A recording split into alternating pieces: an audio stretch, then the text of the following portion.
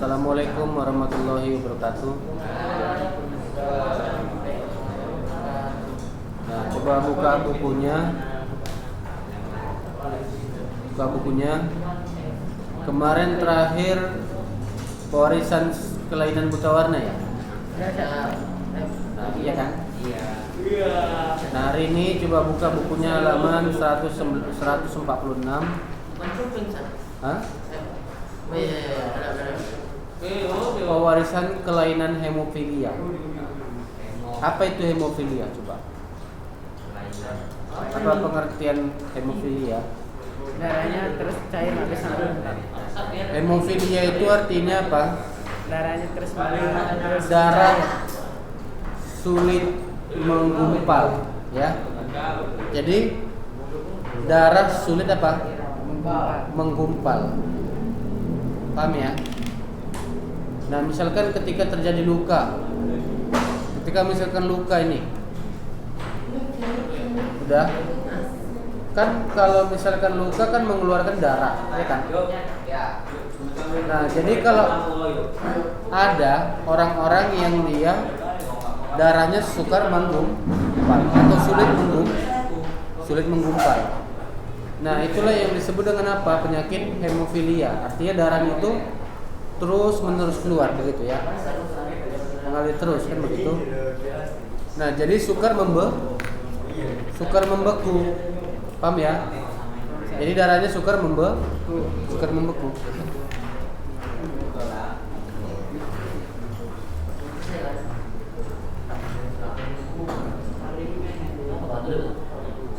Jadi itulah yang disebut dengan apa? Hemofilia. Penyakit hemofilia, ya kan?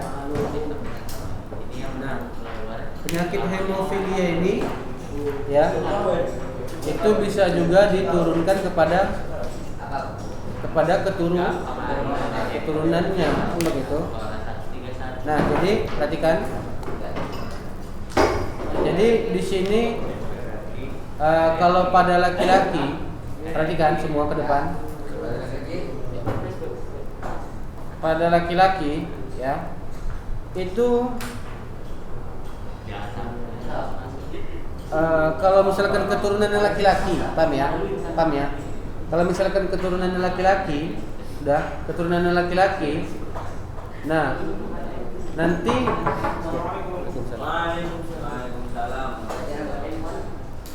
kalau misalkan pada laki-laki, ya, itu nanti akan ada anaknya, ya. Jadi akan ada anaknya nanti hasil keturunannya. Tapi kalau pada perempuan, ya, perhatikan perempuan. Nah, kalau pada perempuan itu akan meninggal, ya. Makanya ada perempuan kalau kena hemofilia, misalnya keturunannya, bayinya, itu kalau misalkan ada penyakit keturunan hemofilia di dalam tubuhnya, ada hemofilia, terkena hemofilia, itu wanita, ya,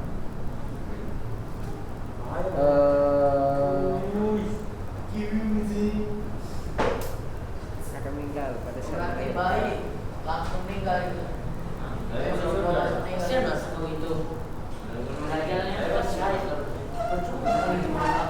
Itu. Iya. Jadi kalau wanita, kalau dia terkena hemofilia bayinya, ya, maka dia akan meninggal, gitu ya. Tapi kalau pada laki-laki tidak. Kalau laki-laki bayinya, ya, itu nanti akan menghasilkan apa? Keturunan yang hemofilia. Kalau pada laki-laki, ya. Makanya laki-laki ada hemofilia, ya. Nah, kalau pada perempuan itu namanya, kalau dia hidup itu namanya pembawa sifat keturunan. Artinya ada wanita yang dia memiliki sifat hemofilia, tapi dia nggak penyakit hemofilia, paham? Sifatnya aja. Nah, itulah yang disimbolkan dengan XHX. Nah, dia XHX, paham ya? XHX itu dia artinya pembawa. Ya, coba lihat di halaman berapa ini? Karir Penang. 146 XHX gitu ya. Jadi wanita itu kalau hidup dia berarti dia memiliki pembawa kelainan hemofilia atau carrier pembawa hemofilia. Sedangkan kalau dia memiliki hemofilia XHXH itu dia akan meninggal saat dilahirkan. Ya. Jadi itu dia. Makanya nanti kalau misalkan wanita pembawa sifat keturunan hemofilia menikah dengan laki-laki hemofilia, bisa nanti anaknya ada keturunan perempuan yang meninggal. Jadi persilangannya paham kan bagaimana? Jadi misalkan ada laki-laki ya kan, XH, Y ini laki-laki menikah dengan perempuan yang ini kalau XH nggak ada, karena dia udah meninggal langsung kalau dilahirkan perempuan. Nah, nanti ini akan dihasilkan gametnya apa? XH, Y ini kan, ini XH, X. Nah dari sini nanti hasilkan 1, ya kan? Kemudian apa aja lagi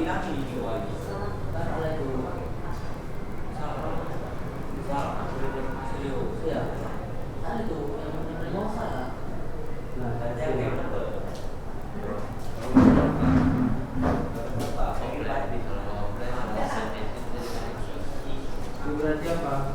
X Berarti apa?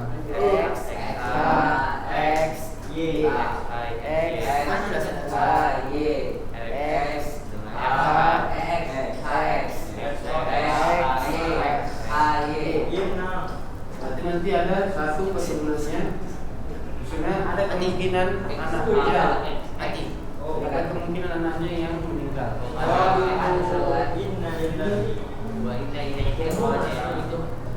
Ya, kalau dia ini hidup ya kan? Ini hidup. Ini hidup.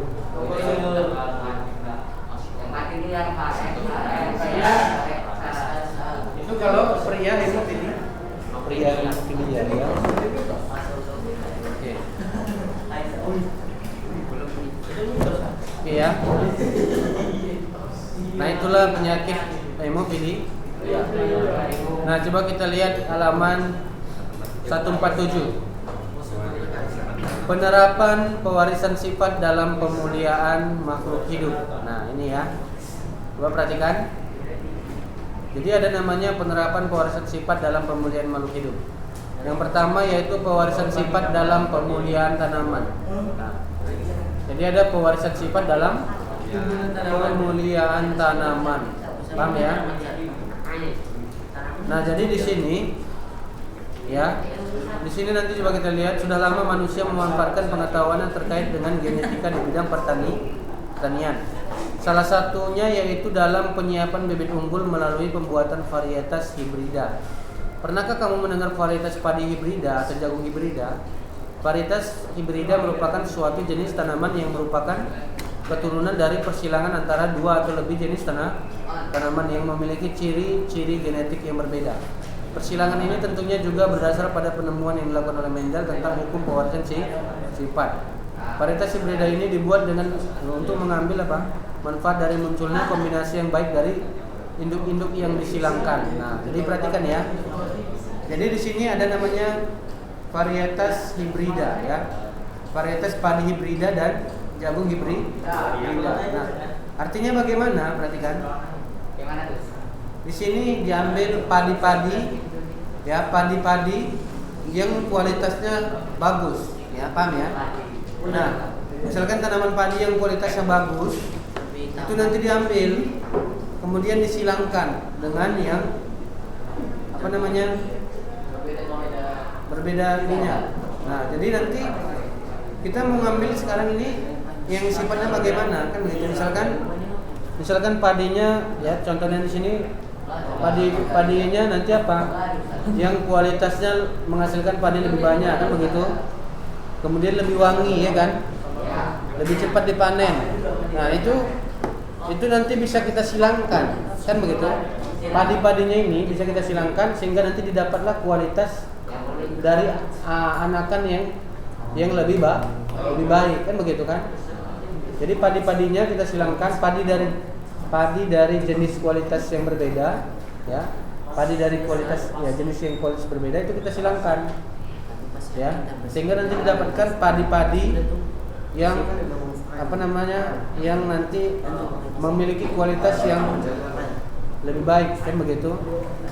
Kualitas yang lebih baik, misalkan padinya bijinya banyak dengan yang cepat dipanen kan begitu. Ini kita silangkan. Jadi nanti dihasilkan keturunan yang bagaimana? Yang dia padinya banyak dan juga cepat dipanen. Begitu dia silangkan. Paham ya? Nah, jadi di sini padi hibrida dapat menghasilkan beras 30% lebih banyak dari padi pada umumnya. Lebih tahan terhadap lahan yang kering, lebih pulen, lebih wangi dan lebih cepat dipanen. Contoh padi hibrida adalah, coba lihat di situ ada gambarnya ya. Padi apa? Varietas Sembada, IR64, Woyopo, Rize, Intani PPH, beras Prima dan varietas PB4S. Nah, ini dia. Nah, kalau gambarnya ini adalah padi varietas PB4S gitu ya. Nah, padi varietas ini dapat dipanen setelah lebih kurang berapa? 112 hari dari penanaman. Memiliki tekstur yang pulen, tahan terhadap apa? Hama tumro dan mampu menghasilkan panen sekitar 10,5 ton per hektar. Nah, ini dia padi ya. Coba lihat kalau jagung bagaimana? Coba lihat jagung. Nah, di sini ada jagung varietas 514 Batara. Nah, jadi di sini coba lihat di halaman berapa ini? 148. Ya. Di situ jagungnya ini memiliki kualitas apa? Kualitas bata. Kualitas yang bagus ya kan? Nah, jadi di sini sifatnya bagaimana?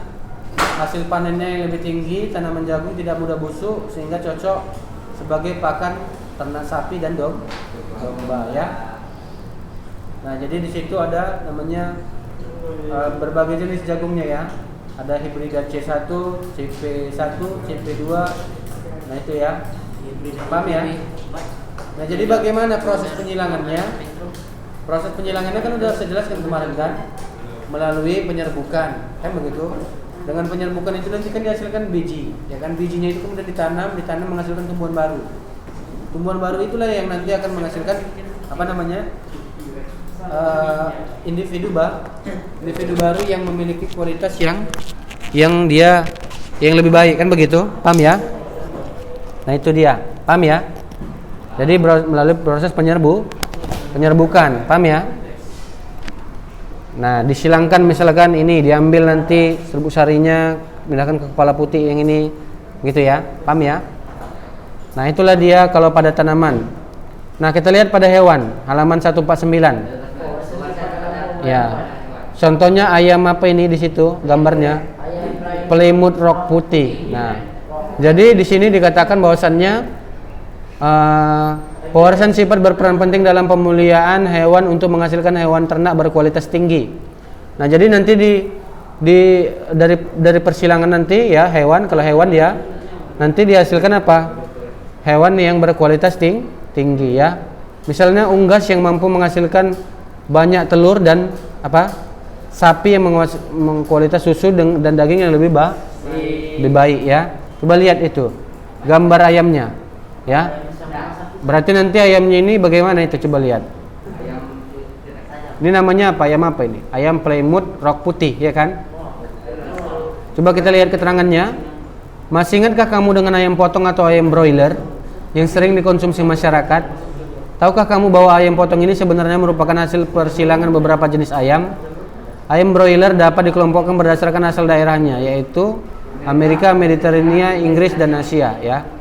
Pada umumnya, ayam broiler di Indonesia juga berasal dari daerah-daerah tersebut. Contoh jenis ayam broiler dari Asia yaitu jenis Brahma yang berasal dari India. Ayam broiler dari Inggris misalnya jenis Cornish. Ayam ini memiliki tubuh yang pendek tetapi menghasilkan banyak daging. Ayam broiler dari Amerika Misalnya jenis Plymouth Rock. Nah, ini dia. Memiliki bulu putih keabuan, tubuh besar, daging lezat, dan mampu menghasilkan telur yang dengan baik. Ya, ayam ini dihasilkan dari persilangan ayam Domicue dengan ayam jenis Black Cochin ya. Nah, jadi itu dia ya. Nah, jadi apa namanya?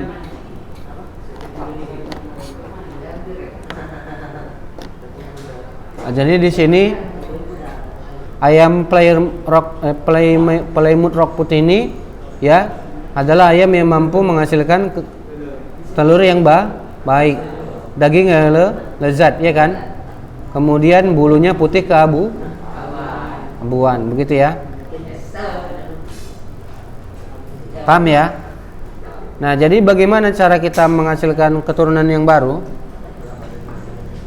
Nah, keturunan yang baru itu nanti dihasilkan bagaimana? Dari yang namanya kita kawinkan hewan jantan dengan hewan betina, kan begitu? Nah, hewan jantannya bagaimana cara kita kawinkan? Misalkan kita taruh di kandang, satu kandang ya kan? Hewannya ya. Hewannya kita masukkan ke dalam satu kandang, nanti dihasilkan apa? Telur yang memiliki apa? Kualitas yang baik, atau ayam nanti yang dihasilkan ayam yang lebih baik. Telurnya kan menetas jadi ayam. Berarti nanti ayamnya memiliki kualitas yang baik, begitu ya? Paham ya? Nah, oke, sampai sini ada yang mau ditanya? Paham ya? Nah, jadi kalau ini penting ya kan? Nanti kan kalau misalkan hasil jualnya lebih bagus kan nanti tentunya penghasilan bisa lebih banyak ya kan? Oke, mungkin itu aja lah ya untuk materi kita hari ini ya. Ya. Jadi materi pewarisan sifat udah selesai ya. Jadi perhatikan, di sini ada soal-soalnya halaman 157, 158, 159. Nah, coba dijawab aja di rumah. Nanti hari Senin coba kita bahas ke depan ya soal-soalnya ya. Tapi ini nggak usah PR.